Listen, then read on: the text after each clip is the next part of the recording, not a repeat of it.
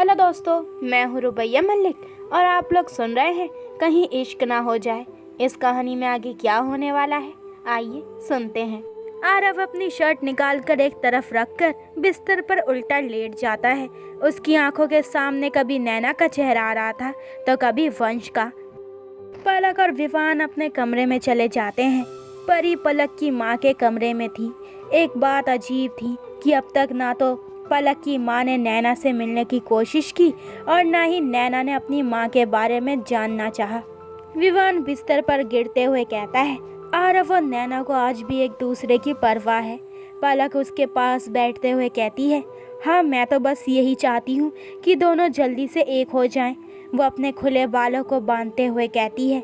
विवान एकटक उसे देख रहा था। वो एकदम से उसे अपनी तरफ खींच लेता है, जिससे पलक संभल नहीं पाती और विवान के बेहद करीब हो जाती है। विवान नीचे और पलक उसके ऊपर। पलक के बंधे बाल वापस खुलकर चेहरे पर आ गए थे, जिसमें वो बेहद खूबसूरत लग रही थी। विवान उसकी पतली कमर पर अपनी बाहें कसते हुए उसे अपने और भी करीब करते हुए कहता है, वो दोनों तो एक हो जाएंगे मैडम, पर हम दोनों कब एक होंगे? उसकी बात से पलक का दिल धड़क उठता है और शर्म की लाली उसके चेहरे पर उतर आती है। अगले ही पल वो अपना सर उसके सीने से टिकाते हुए, मैंने तुम्हें कभी रोका है क्या विवान? पलक तो हमेशा से ही तुम्हारी रही है और फिर तुमने जो मेरे लिए किया वो तो शायद। विवान बीच में ही कहता है, ये मेरी बात का जवाब नहीं है और कुछ नहीं किया है मैंने तुम्हारे लिए। जब तुम्हारी गलती ही नहीं थी तो तुम क्यों घुट घुट कर जियो? गलत तुम्हारे साथ हुआ था, लेकिन इसका ये मतलब नहीं कि तुम्हें ज़िंदगी जीने का हक नहीं है या तुम अपनी ज़िंदगी में आगे नहीं बढ़ सकती। तो प्लीज़ मेरे प्यार को एहसान का नाम मत दो। पलक की आंखों से आंसू बहकर विवान की शर्ट को भिगोते हैं, जिससे विवान एकदम से पलक को कमर से पकड़कर करवट लेता है, जिससे पलक नीचे और विवान उसके ऊपर। पलक की आंखें अब भी भीगी हुई थी। विवान कहता है, मेरी तरफ देखो पलक। पलक उसकी तरफ देखती है। विवान कहता है, क्या मेरे प्यार में कमी रह गई है जो इन आंखों में आंसू आए?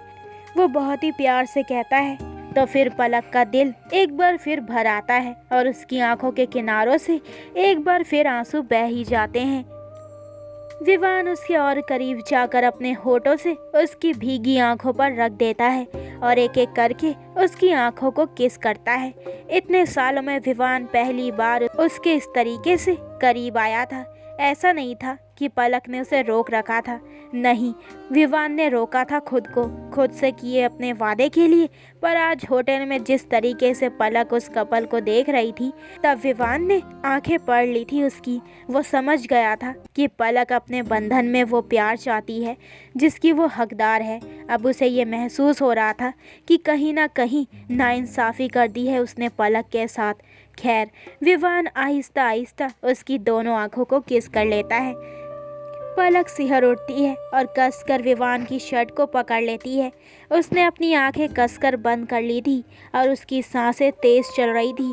विवान का ध्यान उसके नाजुक से हिलते हुए होठों पर जाती है। विवान अपने हाथ से उसके चेहरे पर आने वाले बालों को साइड करता है और अपने होठों को उसके होठों से हल्का सा छूता है कि तभी दरवाजे पर परी की खटखट दोनों को सुनाई देती है।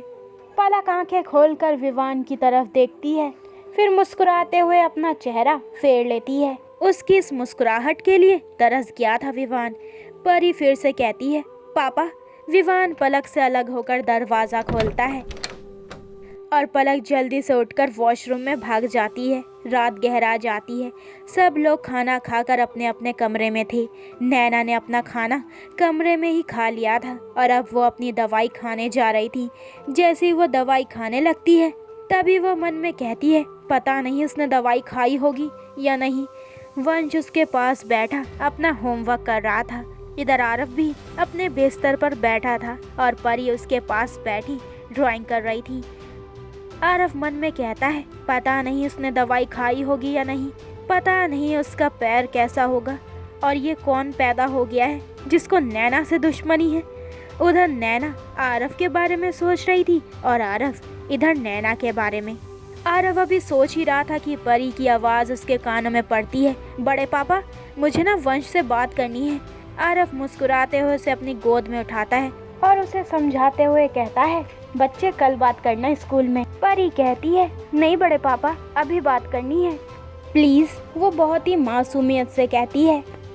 आरव उसकी मासूमियत के आगे हारते हुए एक गहरी सांस लेता है और नैना का नंबर मिला देता है।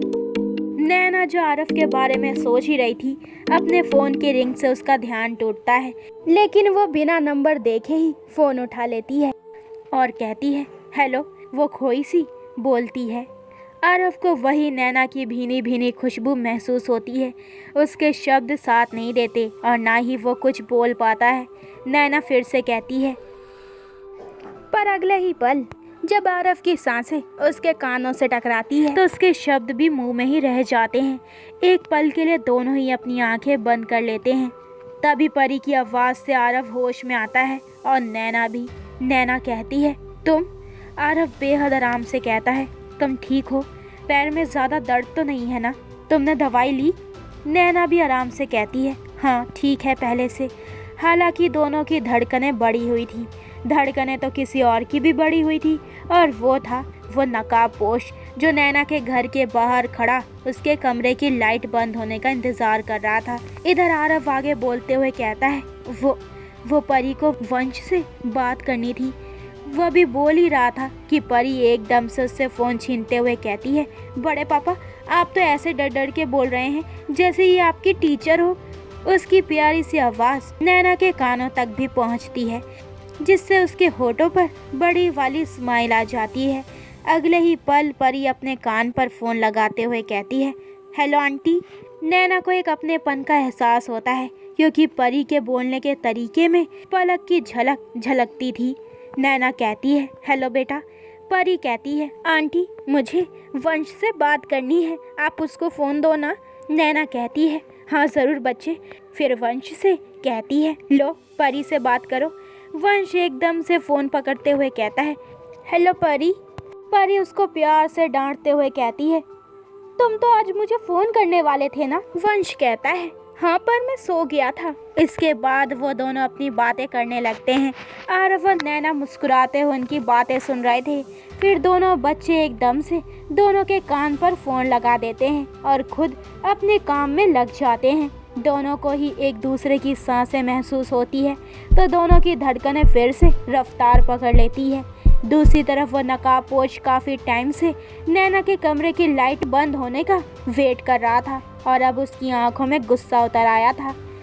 इधर विवान वॉशरूम में शावर ले रहा था और पलक बाहर बैठी एक फ़ाइल रीड कर रही थी, पर उसका ध्यान फाइल में ना होकर उस लम्हे में था जब विवान उसके करीब आया था। उसके बदन में सिहरन सी दौड़ जाती है। उसकी आंखों के सामने वो पल घूम जाता है जब विवान ने उसके होठों को छुआ था। उसकी उंगलियां खुद ब खुद अपने होठों पर चली जाती है। विवान के होठ उसे अब भी अपने होठों पर महसूस हो रहे थे। उसके गोरे गाल गुलाबी हो जाते हैं। उधर आरव और नैना ने अब भी फ़ोन अपने कान पर लगा रखा था, पर दोनों ही कुछ बोल नहीं रहे थे और ना ही दोनों फ़ोन रख रहे थे। आरव बात शुरू करते हुए कहता है, कल की मीटिंग के बारे में क्या सोचा है? नैना कहती है, हाँ वो मेरी बात हो गई है, कल की मीटिंग मेरे घर पर होगी। वंश नैना की गोद में लेटते हुए कहता है, मम्मी निन्नी आई है। उसकी आवाज़ आरव को भी सुनाई देती है। उसके होठों पर हल्की सी स्माइल आ जाती है। परी भी आरव की गोद में थी।